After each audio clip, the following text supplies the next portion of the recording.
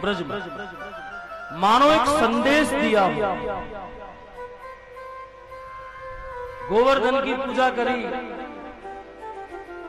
ऐसा संदेश दिया हो कि प्रकृति के साथ में कभी छेड़खानी नहीं करनी चाहिए।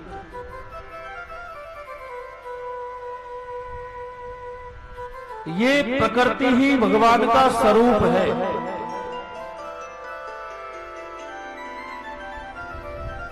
विराट भगवान की अगर हम कल्पना करें तो ये पृथ्वी भी भगवान के स्वरूप में ही आती है। विविध प्रकार की बीमारियां, विविध प्रकार की तूफान आते हैं इस पृथ्वी पर, बार बार सुनामी आती है। क्यों आती है? क्योंकि हम प्रकृति के साथ में छेड़खानी करते हैं, प्रकृति को छेड़ते हैं। आप तीर्थों में देखिए, केदारनाथ, बद्रीनाथ, पहले का एक समय था जब व्यक्ति तीर्थ करने जाते थे, माता पिता तो फूलहार से, बैंड बाजे से विदा करते थे। व्यक्ति के आने का पता नहीं होता था कि 4 धाम यात्रा करके कब आएगा। महीनों बीत जाते थे। रोटी बनाने के लिए आटा, दाल, नमक, मिर्ची, ये सारी सामग्रियां वो माता और पिता साथ में लेकर जाते। और जब 4 धाम करके आते तो धूमधाम से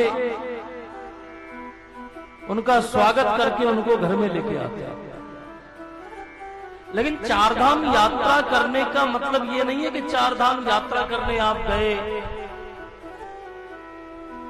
बहुत लोग आके बोलते हैं महाराज जी हम 4 धाम कर आए, पर 4 धाम तो कर आए, आपने दूता चुगली छोड़ी, मोह छोड़ा, दुकान छोड़ी, बेटा कमा के आएगा, कितना आया आज पैसा। 4 धाम यात्रा करने जाओ तो ये सारी चीज वहां छोड़नी पड़ती है। बस क्या छोड़ के आते हैं? लौकी, चाय, कॉफी, रिंगण, ऐसी चीज 4 धाम में छोड़ के आते हो आप। भगवान ने थोड़ी कहा कि आप जो चीज आपको नहीं भाती वो छोड़ के आओ। किसी को लौकी नहीं भाती तो भाई लौकी छोड़ आया, किसी को रिंगण नहीं भाते तो रिंगण ही छोड़ आया। तो भगवान थोड़ी कहते हैं कि तुझे नहीं भाती वो छोड़। अरे जो तू, तेरे मन में जो बुराई है उनको यहां छोड़ के जा। 4 धाम करने का मतलब ऐसा नहीं है कि आप 4 धाम करके आ गए तो भगवान ने फल दे दिया, नहीं। भगवान का सबसे पहला द्वार है हरिद्वार, और गंगा स्नान सबसे पहले करना पड़ता है।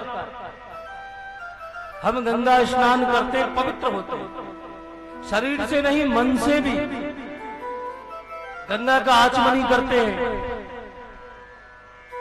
फिर वहां से यात्रा का प्रारंभ करते हैं। तो वहां बुराई छोड़नी चाहिए।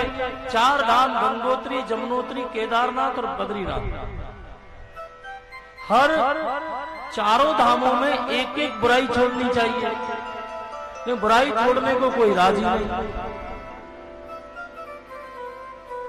बुजुर्गों को जो निवृत्त हो चुके हैं हर चीज से, उनको 4 धाम करनी चाहिए। बेटा बेटी की शादी कर दी, बेटा अपने पैरों पर खड़ा हो गया, तब 4 धाम यात्रा करनी चाहिए। अभी तो मैं देखता हूं कि शादी हो गई तो वो शादी में यात्रा करने ही वहीं जाता है भाई, और जगह नहीं मिली तुझे।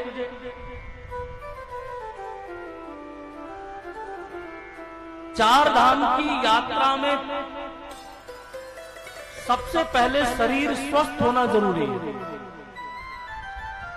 अगर शरीर स्वस्थ होगा तो आप चढ़ाई को चढ़ पाओगे।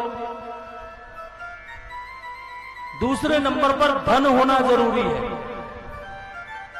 क्योंकि हर ब्राह्मण, हर पंडा, पुजारी सब आस लगाते बैठे रहते हैं, श्रद्धालु आएंगे हमें देंगे। शरीर स्वस्थ होना जरूरी है, दूसरे नंबर पर धन होना जरूरी है, और सबसे बड़ा है श्रद्धा। श्रद्धा नहीं तो भगवान नहीं। श्रद्धा इन दोनों से ऊपर है। शरीर स्वस्थ हो, धन हो और श्रद्धा हो। इसलिए चार धाम यात्रा में आज जो विविध प्रकार की बीमारियां आ रही है, सुनामी आ रही है, ये क्यों आ रही है? क्योंकि हम क्या करते हैं, चार धाम यात्रा करने के बाद में हम हमारे मन की बुराइयों को नहीं छोड़ते हैं। सासू माँ यात्रा करके आई और सब्जी बहू ने खराब बना दी तो 17 भाषण सुनाएगी उसको। अरे अब तो चार धाम कर आई है, अब तो राम रस अगर नहीं डाला उसमें तो क्या फर्क पड़ रहा है। भोजन पेट भरने के लिए करना चाहिए, स्वाद के लिए नहीं।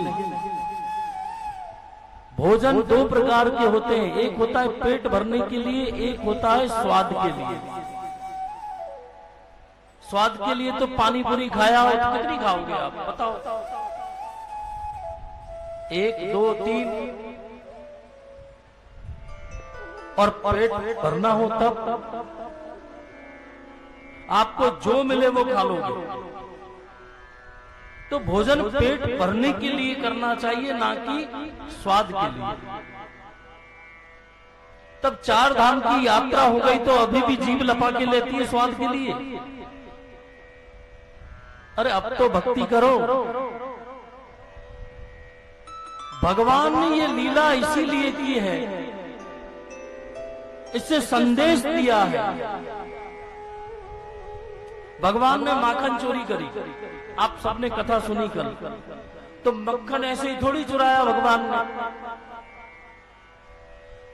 आज भी कई लोग कह देते माखन चोर, कानूड़ो तो चोर है। गुजराती लोग कहते हैं, भरवाड़ समाज की कथा करी थी मैंने अभी थोड़े दिन पहले, तो वो कन्हैया को ठाकर बोलते हैं। तो काड़ियो ठाकर महाराज रात्रे जावे। हाँ भैया तू रात को ही बुला, तो मेरी रात को ही कथा रखी है, रात में सुनाता था। और काड़िया ठाकर तो चोर है महाराज, पर चोरी करी लेकिन गोपियों के चित्त को चुराया, साथ में उनमें से हर एक गोपी से गुण चुराया। आप देखो दूध क्या है, दूध में घी दिखता है, मक्खन दिखता है? नहीं दिखता। लेकिन उसको दही बना दो तो कैसा हो जाता है? खट्टा। और दही बनाने के जब बाद उसको बिलोगे आप, तब मक्खन जाकर के निकलता है। दूध की कीमत कितनी है? दही की कीमत कितनी है? छाछ की कीमत कितनी है? और मक्खन की? क्यों मक्खन की कीमत है? क्योंकि कितनी मेहनत से वो मक्खन निकला है। दूध को गर्म किया, दही बनाया, बिलोया, छाछ अवगुण को छोड़ दिया और गुण को अपना लिया। भगवान ने ब्रजवासियों के सारे गुणों को अपनाया। ब्रजवासी कभी भी आप करके नहीं बोलता है, ब्रजवासी हमेशा तू करके ही बोलता है। मैया तू कहां जा रही है?